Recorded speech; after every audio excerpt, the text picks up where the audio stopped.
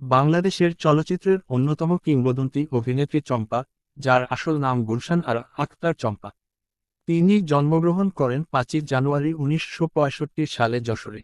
তার পরিবার সাংস্কৃতিক ধারা ও শিল্পচর্চার সঙ্গে গভীরভাবে যুক্ত ছিল। বাবা নিজামুদ্দিন এবং মাদা জাহানারা আক্তার ছিলেন শিক্ষিত ও সংস্কৃতিমনা। মায়ের পেশা ছিল হোমিওপ্যাথি চিকিৎসা। চম্পা ছিলেন ৫ ভাইবোনের মধ্যে সবচেয়ে ছোট। তার ২ বোন, সুচন্দা ও ববিতা, বাংলাদেশের চলচ্চিত্রের মহাতারকা হিসেবে খ্যাতি অর্জন করেন।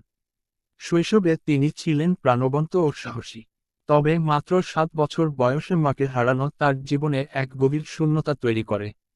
এত অল্প বয়সে মায়ের মৃত্যু তার শৈশবকে কঠিন করে তুললেও পারিবারিক শিল্পচর্চার পরিবেশ তাকে ধীরে ধীরে শক্ত করে তোলে।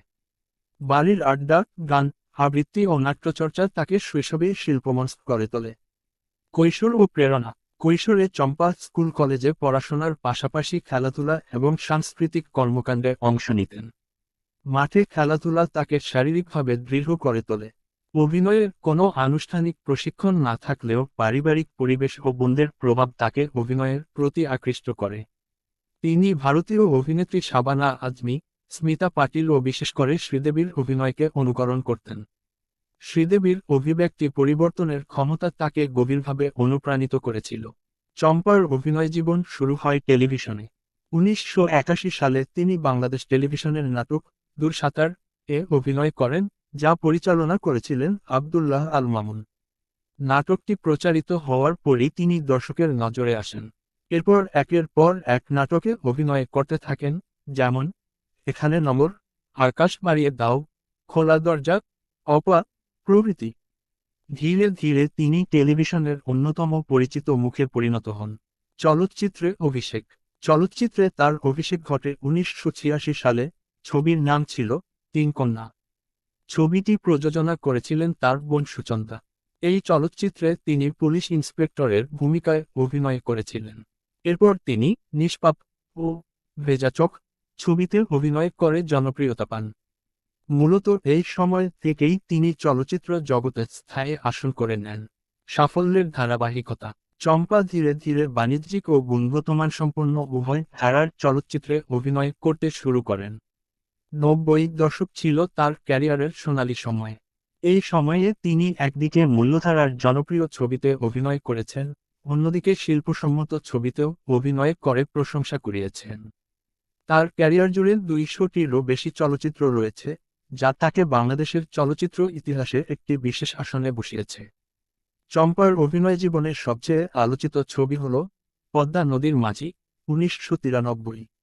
এটি ছিল ইন্দো-বাংলাদেশ যৌথ প্রযোজনার একটি শিল্পমানসম্পন্ন ছবি। পরিচালনা করেছিলেন গৌতম ঘোষ। ছবিটি নির্মিত হয়েছিল মানিক বন্দ্যোপাধ্যায়ের বিখ্যাত উপন্যাস অবলম্বনে। চম্পা ছবিতে মালা চরিত্রে অভিনয় করেন। একজন দরিদ্র কিন্তু সাহসী নদীজীবনের নারী হিসেবে তার অভিনয় দর্শক সমালোচকদের মুগ্ধ করে।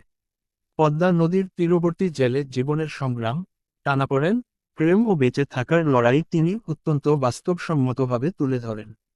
এই ছবির জন্য তিনি বাংলাদেশ জাতীয় চলচ্চিত্র পুরস্কার অর্জন করেন সেরা অভিনেত্রীর ক্যাটাগরিতে।